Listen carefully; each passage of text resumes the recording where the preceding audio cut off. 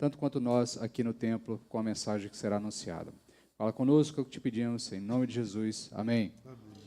Amém, meus irmãos. Quantas crianças seguem para sua classe? Convido você a ir preparando aí a sua Bíblia, abrindo no Evangelho de Mateus, capítulo 21. Nós vamos meditar do verso 33 até o verso 46. Nós vamos fazer uma leitura. Eu vou apenas rememorar aos irmãos que esta mensagem ela está dentro da nossa série de mensagens sobre as parábolas, mas ela é também uma continuação direta, né, da parábola que nós meditamos na semana passada. Como eu disse aos irmãos, eu fiz um longo preâmbulo na semana passada, contando todo esse contexto no qual essas três parábolas estão inseridas. Elas estão inseridas nos últimos dias de Jesus, ali por volta da... Aqui nós estamos mais ou menos na terça-feira que antecede a morte de Jesus, o seu sacrifício. Nós temos a sua entrada triunfal, que acontece no domingo. Nós temos ali depois os embates iniciais no templo, aí depois a limpeza do templo, né, o processo ali de expulsar os vendedores do templo. Tem os primeiros embates com os fariseus, o questionamento da autoridade de Jesus. Depois Jesus conta então a parábola dos dois filhos e na sequência ele conta a parábola dos agricultores maus ou dos lavradores maus, na qual nós vamos meditar hoje. E de imediato ele também já conta na sequência a parábola da festa do casamento que nós vamos meditar domingo que vem. Como eu adiantei já na semana passada, essas três parábolas elas estão focadas em um grupo específico, elas estão direcionadas ali especialmente aos líderes religiosos, àqueles que, em tese, deveriam estar reconhecendo Jesus na condição de quem ele é, afinal de contas, tinham o preparo teológico para tanto, tinham estudado as revelações do Senhor, mas mesmo diante dos muitos sinais que Jesus Cristo havia dado e ainda estava dando naqueles últimos dias, insistiam em rejeitar a Jesus. Então, Jesus vai contar essas três parábolas, especialmente para nos mostrar alguns dos comportamentos que demonstram que o indivíduo não é parte do reino, ou que esse indivíduo não tem parte com o reino. Tá? É importante entendermos isso. A gente já falou em outros momentos que as parábolas são propostas para nos ensinar elementos do reino, elementos ou características do reino e características daqueles que fazem parte do reino. Essas três parábolas nos ensinam características e elementos daqueles que não fazem parte do reino. Na semana passada nós falamos sobre a obediência e desobediência, a questão da hipocrisia, né, especialmente dos líderes religiosos que são denunciados aqui, que afirmavam amar o Senhor, afirmavam obedecer os mandamentos do Senhor, mas diante da ordem do Senhor de reconhecer a seu Filho, lembre-se do contexto todo aqui dos evangelhos, em um determinado momento, na hora que Jesus está sendo batizado por João Batista, na inauguração do seu ministério, o texto nos relata dizendo que os céus se abrem e que uma voz vem do céu, essa voz é identificada como a voz de Deus, dizendo que este é o meu Filho amado, apontando para Jesus, este é o meu Filho amado, em quem eu tenho prazer, em quem me comprazo. Em outro momento, uma mesma voz do céu aparece dizendo que este é o meu Filho amado, a ele obedecei. Essa ordem é dada especialmente aos discípulos ali, é uma orientação direta aos discípulos, mas o fato é que muitos outros sinais apontavam para o fato inexorável de que Jesus é de fato o Messias enviado e esperado por aquele povo, mas ainda assim aqueles homens rejeitaram a Jesus, logo desobedeceram à ordem de Deus e por desobedecerem à ordem de Deus demonstravam não fazer parte do reino. Tanto é que na parábola anterior, no finalzinho, Jesus faz ali um alerta dizendo, olha, outros que aparentemente não fazem parte do reino, ou que aparentemente não merecem estar no reino, estão entrando no reino, enquanto vocês que se julgam merecedores do reino, ou se julgam parte do reino, não estão entrando no reino dos céus, não estão fazendo parte desse reino. E aí, então, ele passa para a segunda parábola, essa parábola que nós vamos meditar nesta noite. Eu quero convidar você a lê-la comigo. Evangelho de Mateus, capítulo 21, do verso 33 até o verso 46. Evangelho de Mateus, capítulo 21, do verso 33 até o verso 46. Ouvi ainda outra parábola. Certo proprietário plantou uma vinha, fez uma cerca ao redor dela, cavou um tanque de espremer uvas e construiu uma torre. Em seguida, arrendou-a a uns agricultores e ausentou-se do país. Quando chegou a época da colheita, enviou os seus servos aos agricultores para receber seus frutos. E os agricultores, agarrando os servos, espancaram um, mataram outro e apedrejaram outro.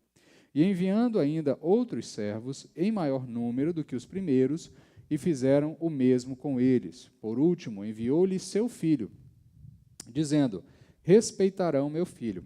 Mas quando os agricultores viram o filho, disseram entre si: este é o herdeiro. Vinde, vamos matá-lo e apoderar-nos da sua herança. E agarrando-o, o retiraram-no da vinha e o mataram.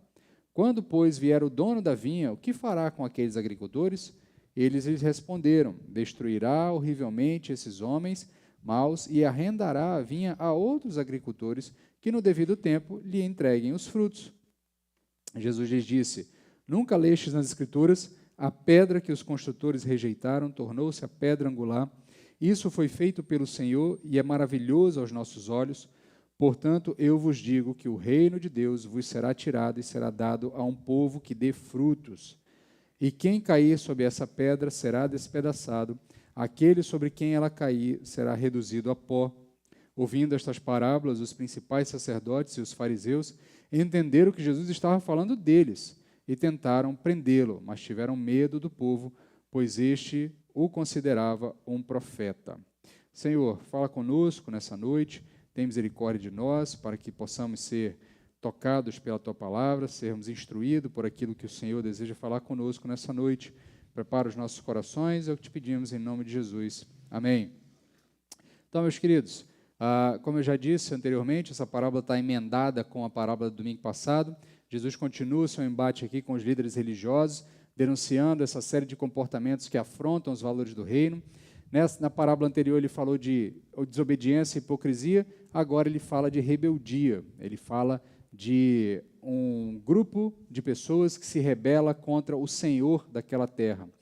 Todo esse embate ele vai preceder, como eu disse, os momentos finais de Jesus. Está sendo construído aqui todo o cenário propício para a prisão, a morte e o sacrifício de Jesus, mas eles são necessários para deflagrar o erro religioso e estabelecer os parâmetros do reino.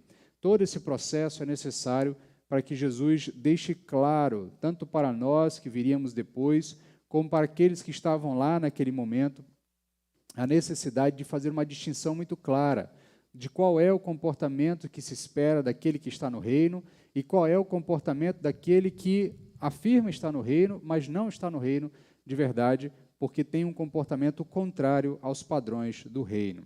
Nós vamos então aqui, como de costume, passar aqui a interpretação da parábola, e essa parábola ela é bem simples no sentido, como a grande maioria das parábolas, elas são bem simples para nós, com uma visão neotestamentária e bem posterior ao momento em que essas parábolas são contadas, a gente consegue rapidamente decifrar quem é quem aqui no processo.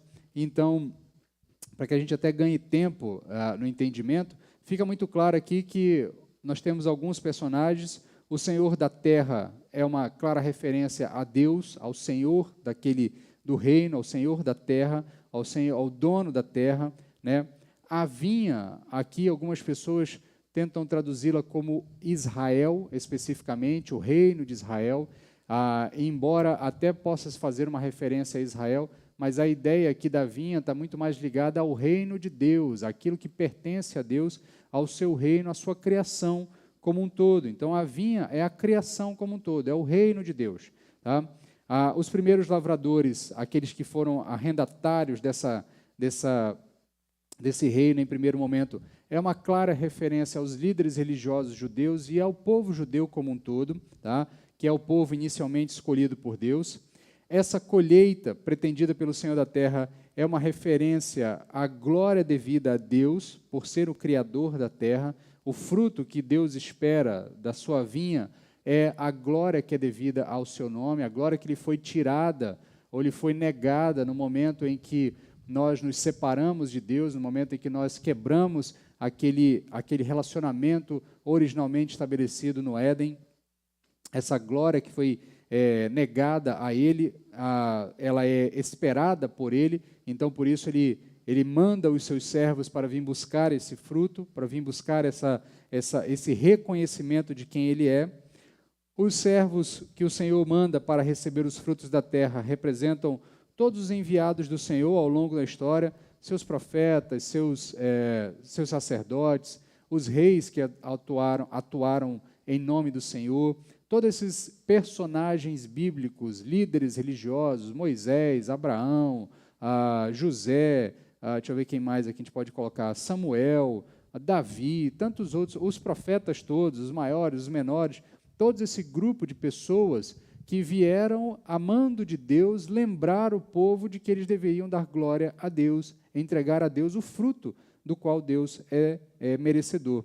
E, obviamente, o Filho, que é enviado em um último momento, tá, é uma referência óbvia a Jesus Cristo. Inclusive, Jesus já está ali anunciando o que eles fariam com ele nos próximos dias. Então, o Filho enviado é Jesus. E as consequências das atitudes desses lavradores, né, essa vingança que o dono da terra vai descrever, ou melhor, que Jesus descreve, nem Jesus descreve, na verdade, os próprios ouvintes vão descrever, né, falando ali daquele momento em que Jesus questiona eles o que o Senhor da terra faria com eles, o povo já dá uma resposta, olha, ele vai agir com vingança, ele vai agir com fúria, vai destruir esses que abusaram ali da sua terra e também obviamente, mataram o seu filho e, consequentemente, dará essa terra a outros. Então, ali no verso 40 e 41, o texto diz, quando, pois, vier o dono da vinha, o que fará aqueles agricultores? Eles responderam, destruirá horrivelmente esses homens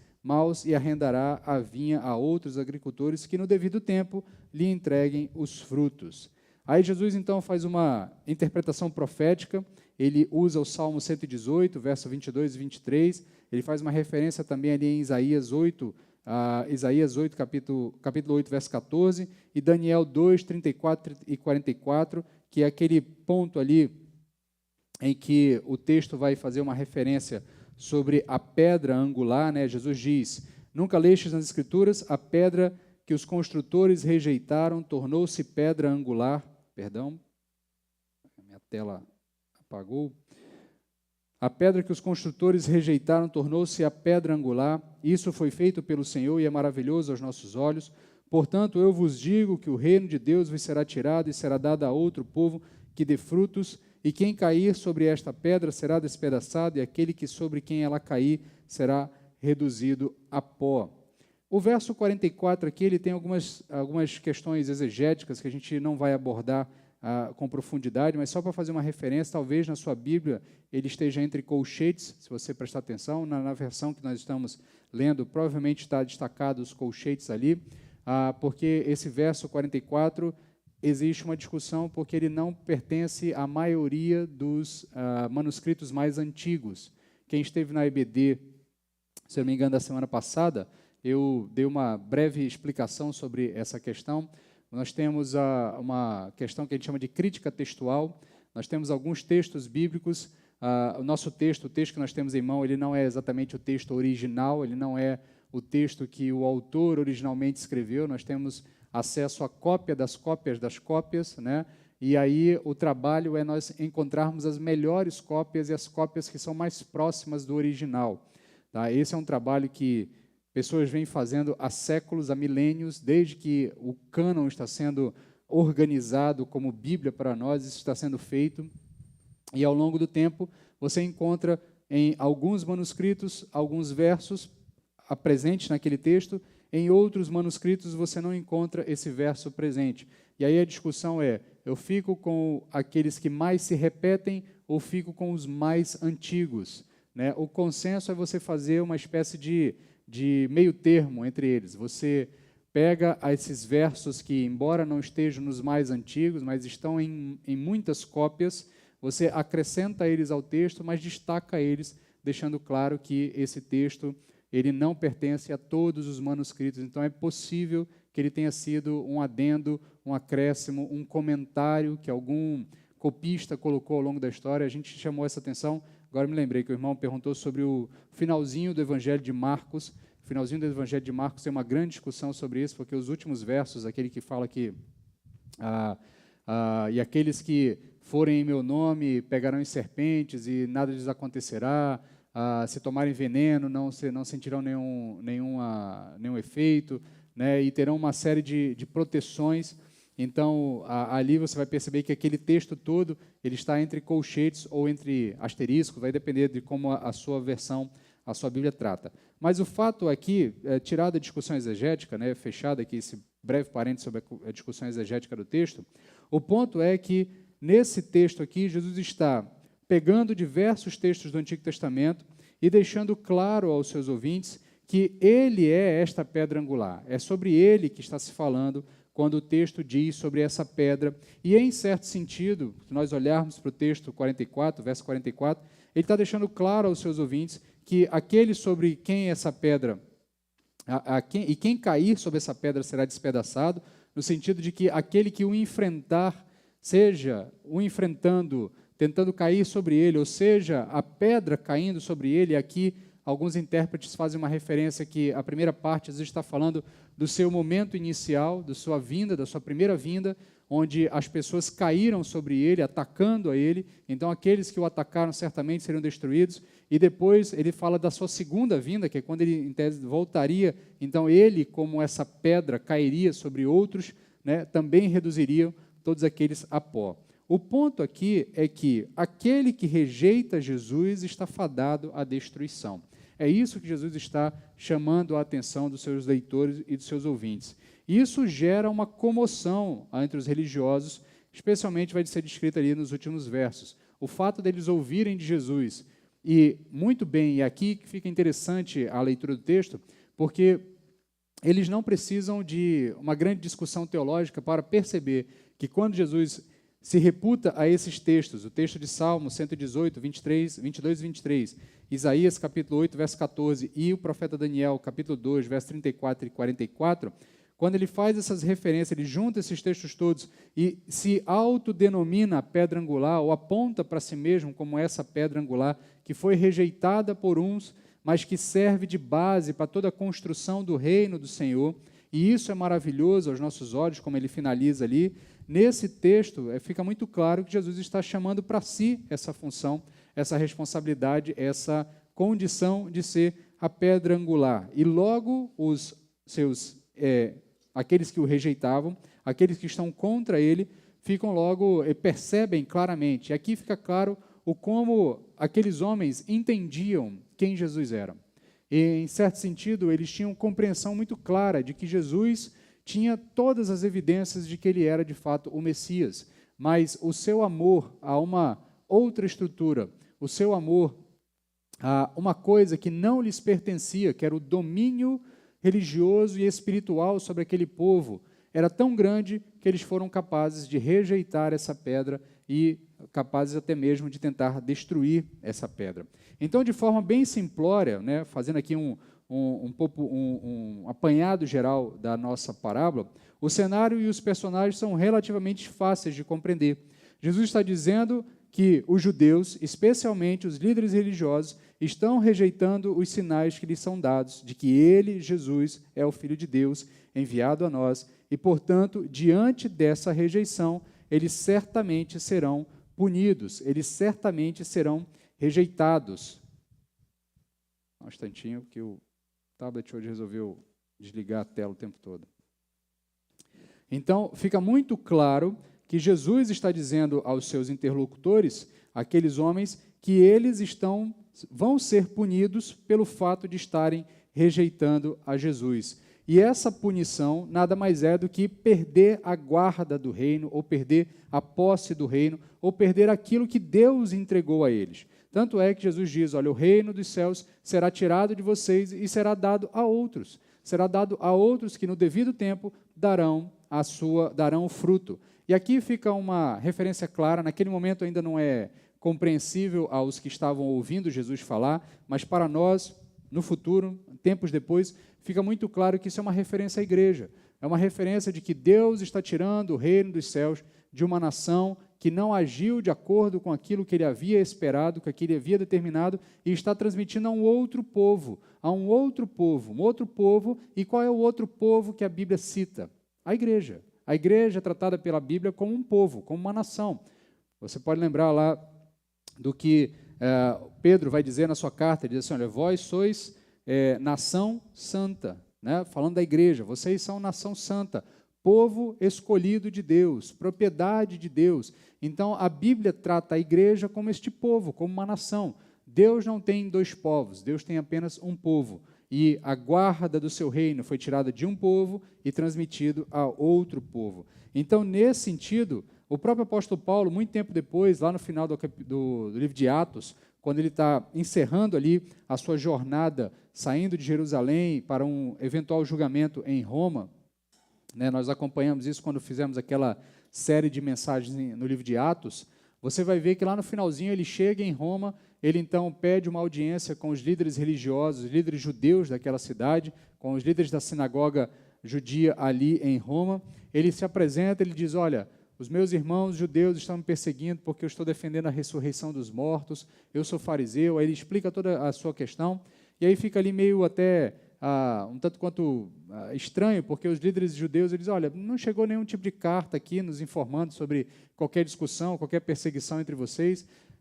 Aí o apóstolo Paulo, mas eu quero apresentar a vocês as razões pelas quais eu estou sendo, e aí o Paulo prega o evangelho àqueles homens, fala da ressurreição de Jesus, demonstra por A mais B que Jesus Cristo, aquele que veio a nós, aquele que ressuscitou ao terceiro dia, é o Messias esperado e que nós devemos confessá-lo. E os judeus têm ali um momento, ali eles discutem entre eles, os líderes judeus, ali, os líderes religiosos, discutem entre eles e acabam não dando ouvidos ao apóstolo Paulo. Eles saem discutindo, dizendo, uns acreditam, outros rejeitam, e aí o apóstolo Paulo finaliza dizendo o seguinte, olha, acabou, eu já fiz o que eu tinha que fazer com vocês, e ele diz o seguinte, verso 28, capítulo 28, verso 28, ele diz o seguinte, estais cientes, então, de que esta salvação de Deus é enviada aos gentios e eles a ouvirão.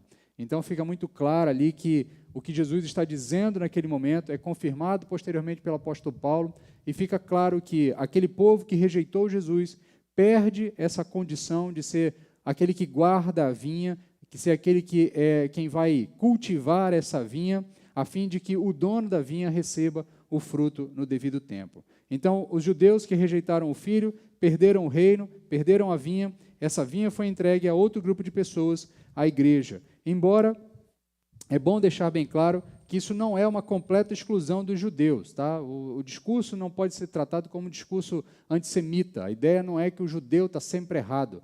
O fato é que agora, o fato de ser judeu não lhe dá mais a condição de ser alguém que guarda a vinha. Quem guarda a vinha é a igreja.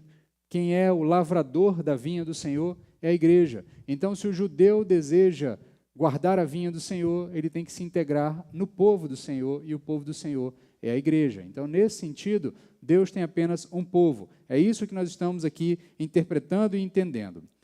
Feita essa interpretação, isso fica claro, boa parte do que eu expliquei ficou claro aos ouvintes inicialmente. Para os seus ouvintes iniciais ali, tem um pouco de dúvida quanto a quem é esse outro povo, mas o caminhar da história da igreja fica muito claro de que esse outro povo é a igreja. Jesus já está avisando ali, a guarda da vinha, o cuidado com a vinha, vai ser passado a um outro povo. Então, isso fica muito claro para nós entendermos. Só que nosso objetivo não é só entender o texto. O nosso objetivo é olhar para esse texto e ver como ele pode ser aplicado às nossas vidas. Como é que ele pode trazer transformação para as nossas vidas. Como é que eu posso olhar para esse texto, que é um texto que fala muito objetivamente para um grupo específico de pessoas, deflagrando o erro específico dessas pessoas, como é que isso pode ser aplicado à minha vida e como é que isso pode trazer algum tipo de transformação para a minha vida. Então, nós precisamos entender como é que essa parábola pode ser aplicada à nossa vida, a parábola e à nossa vida. Entendemos a interpretação exegética da parábola. Isso foi resolvido nos momentos iniciais dessa mensagem. Então, o nosso desafio é aplicar essa palavra a nós, a esse povo que recebeu a vinha do Senhor. Afinal de contas, toda a palavra do Senhor é útil para a nossa instrução, é útil para a nossa demonstração, é útil para nosso discipulado. Então, nós não podemos olhar para um texto desse e dizer assim, não, isso aqui é apenas para os judeus, ou então é apenas para deflagrar o erro dos judeus. Isso tem que ter alguma coisa para me ensinar ainda hoje, para melhorar a minha relação com Deus e para me moldar mais à imagem e semelhança de Jesus. Então, nesse sentido, nós precisamos entender o que a parábola tem a nos ensinar. Primeiro, nós precisamos compreender que nós não somos melhores do que os judeus. Na verdade, o povo bíblico é um belo estereótipo da raça humana como um todo. Nós não podemos simplesmente olhar para os judeus e dizer assim, olha lá, perderam, agora nós ganhamos. Por quê? Porque nós somos melhores, porque nós somos o povo de Deus, nós somos o povo que nunca vai fazer o que os judeus fizeram com a vinha do Senhor. Contudo, nós não somos melhores do que os judeus em absolutamente nada. O nosso comportamento, a natureza do povo judeu é a natureza do povo humano, é a natureza da raça humana como um todo. Todos nós somos tendenciosos a continuar rebeldes contra o Senhor, a achar que o que Deus criou não pertence a Ele, mas pertence a nós, a achar que nós somos os senhores da história e não Ele o Senhor da história. Então, nesse sentido, nós teimamos, nós somos rebeldes, nós ignoramos os sinais claros, nós calculamos a nossa realidade, nós olhamos para a nossa realidade a partir de uma perspectiva de que nós é que de fato somos os senhores de todas as coisas e não o Senhor Deus é o Senhor sobre todas as coisas. Um instantinho, perdão, meus irmãos.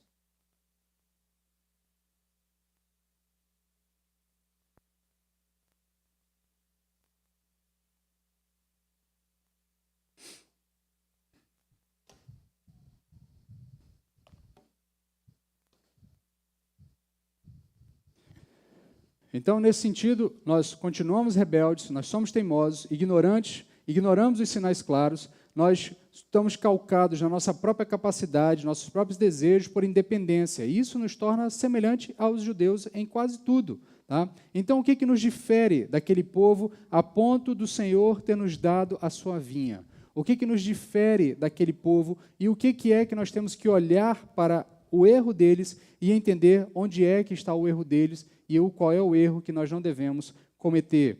O verso 41 nos traz a resposta. Você leia comigo, o verso 41, ele diz o seguinte, e eles lhes responderam, destruirá horrivelmente a estes homens maus e arrendará a vinha a outros agricultores que no devido tempo lhe entreguem os frutos. Que no devido tempo lhe entreguem os frutos. O erro dos lavradores da história não foi apenas serem teimosos e ignorantes dos sinais que haviam lhes dado, de que o Senhor voltaria para resgatar o fruto que era seu, mas foi de achar que eles poderiam ser donos daquele fruto. Eles poderiam tomar posse daquele fruto como um todo. E aí aqui fica interessante, porque se você se lembrar da longa introdução, que eu fiz na semana passada, contando todo o roteiro de Jesus na chegada ali a Jerusalém, eu fiz citação de uma passagem que muitas vezes é até estranhamente lida por nós, porque Jesus se depara com uma figueira e ele olha para essa figueira, ele estende a mão para pegar um fruto na figueira e ele não encontra fruto na figueira. E quando ele não encontra fruto na figueira, ele amaldiçoa a figueira e a figueira seca. E agora nós entendemos isso porque Jesus está falando exatamente isso. O seu povo que deveria dar fruto, que deveria dar o fruto devido ao Senhor, não está dando o fruto devido ao Senhor.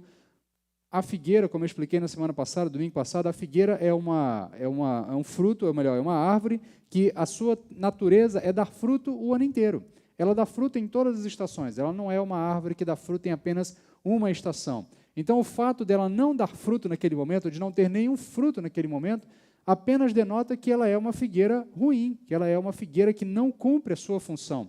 Então, nesse sentido, quando nós olhamos para este povo, qual é o grande erro deles? O grande erro deles é não dar o fruto do qual o Senhor da vinha era digno.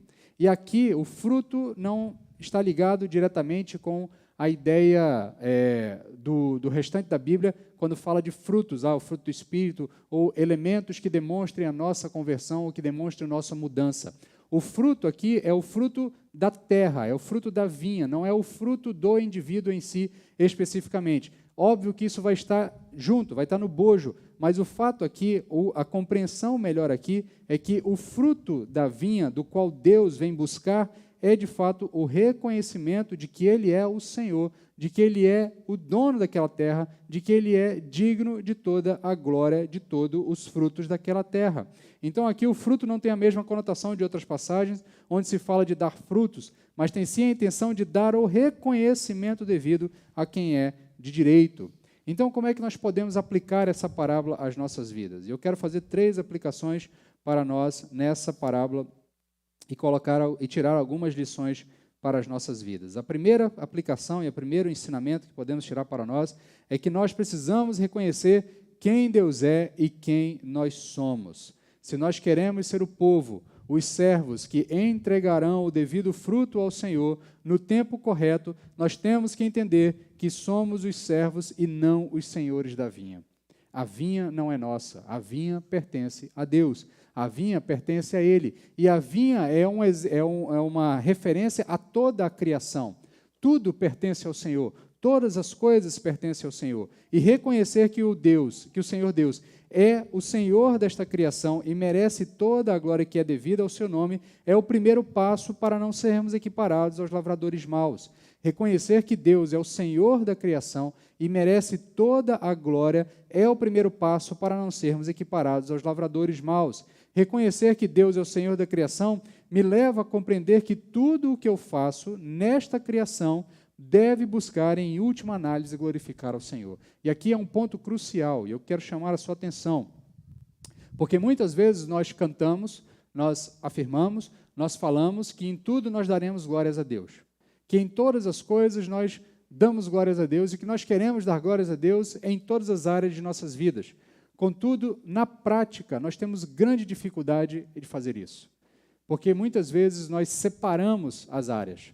Nós queremos dar glórias a Deus aqui, no templo, cantando, participando de alguma coisa, fazendo alguma atividade na igreja, mas quando nós vamos para as nossas atividades cotidianas, as nossas atividades as quais nós chamamos de seculares, porque elas estão no mundo, né, nós nos esquecemos de dar glórias a Deus. Então, meu querido, nesse sentido, o seu trabalho, o seu dia a dia, a sua família, as suas escolhas, absolutamente tudo faz parte da vinha. E tudo isso deve produzir fruto para glorificar ao Senhor. Em tudo isso, você deve glorificar o Senhor. Em tudo que você fizer, nas ações do seu trabalho, na escolha do seu trabalho, no que você faz no dia a dia do seu trabalho, se o seu trabalho é entregar alguma coisa, você entrega para a glória ao Senhor, para glorificar ao Senhor. Se o seu trabalho é ensinar, você ensina primeiramente para glorificar ao Senhor. Se o seu trabalho é agir como um agente da lei, você trabalha como agente da lei para glorificar ao Senhor. Se o seu trabalho é cuidar das contas de uma empresa, de outras pessoas, você faz isso para glorificar o nome do Senhor. Se o seu trabalho é erguer paredes, é auxiliar na construção de algum lugar, você faz isso para a glória do Senhor. O que você faz com o fruto do seu trabalho também é para a glória do Senhor. Tudo é para a glória do Senhor. A sua família, o seu casamento, a criação dos seus filhos, o seu relacionamento interpessoal com a sua esposa, com o seu marido, isso tudo deve ser para a glória do Senhor. Você se casa para a glória do Senhor, você tem filhos para a glória do Senhor, você cria filhos para a glória do Senhor. Isso é dar o fruto do qual Deus é digno. É reconhecer que absolutamente tudo o que eu faço para a glória do Senhor. As suas escolhas, que roupa você vai usar, para onde você vai, o trabalho onde você vai, a viagem que você vai fazer, como você vai gastar os recursos que você tem nessa vida, tudo isso é dar a Deus a devida glória, quando você faz isso para a glória de Deus. Isso é importante, porque nós temos uma dificuldade de entender quando o apóstolo Paulo diz, seja comer, seja beber, seja qualquer outra coisa fazer, tudo seja feito para a glória de Deus. O apóstolo Paulo ele não está fazendo uma referência genérica, ele está fazendo uma referência que engloba absolutamente tudo. Então, todas as suas decisões, absolutamente todas, precisam ser para a glória de Deus. E se não são, o que você está fazendo é não dando ao Senhor o fruto do qual Ele é digno.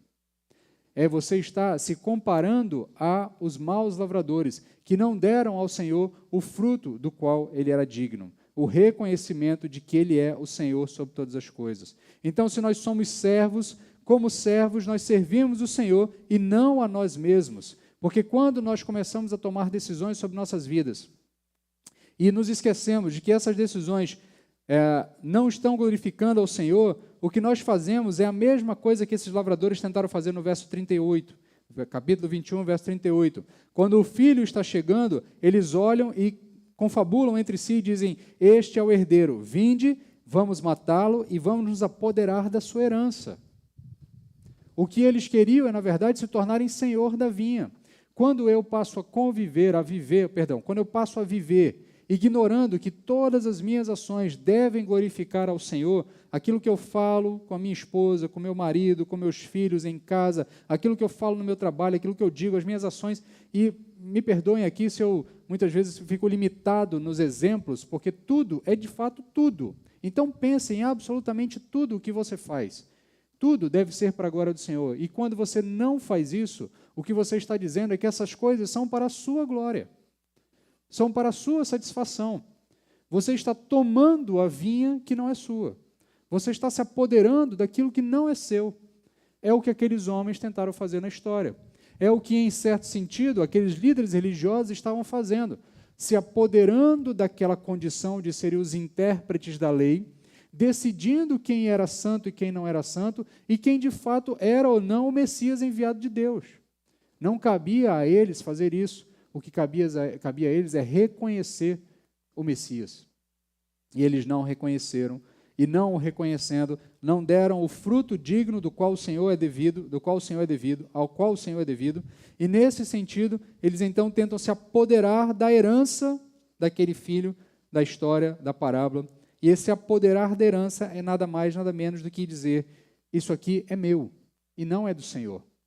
Meu salário é meu, não é do Senhor. Meu trabalho é meu, não é do Senhor. Meu casamento é meu e não do Senhor. Meus filhos são meus e não do Senhor.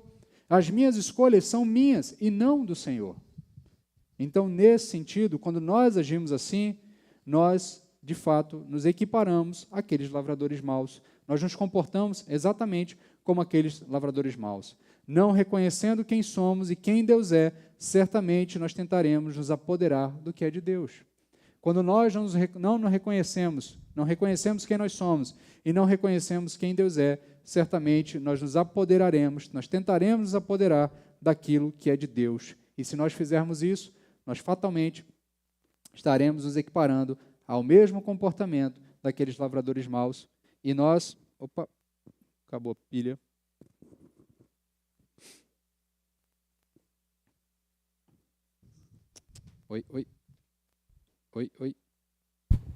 Oi. E nós, então, certamente, se nos apoderarmos daquilo que é de Deus, daquilo que é dele, receberemos o mesmo tratamento que aqueles homens receberam do Senhor da parábola. Segunda lição e a segunda aplicação que nós podemos fazer dessa parábola para as nossas vidas é que nós devemos estar atentos aos sinais. Os lavradores maus receberam a visita de vários empregados. E aqui há um forte simbolismo com a palavra do Senhor sendo enviada àqueles homens. Há um forte simbolismo deixando claro de que Deus enviou a sua palavra àqueles homens para lembrar eles quem é o Senhor da vinha. Os seus trabalhadores foram lá para lembrar eles de quem eles são e quem o Senhor é. Lembrar que eles eram, na verdade, arrendatários daquela terra, que eles deveriam estar cultivando aquela terra e entregar a Deus o que é devido a Ele no tempo certo. E nesse sentido, Deus continua falando conosco. Ele continua nos lembrando quem nós somos e quem Ele é, e que nós devemos reconhecê-lo como Senhor. Ignorar esses sinais, como aqueles homens ignoraram, é ignorar a própria ação reativa de Deus ao fato de que não damos a Ele aquilo que é devido a Ele. Quando aqueles homens ignoram a ação dos profetas que vieram, dos trabalhadores que vieram, dos enviados de Deus ao longo de toda a história, o que fica muito claro é que eles estão ignorando a própria reação do Senhor da terra.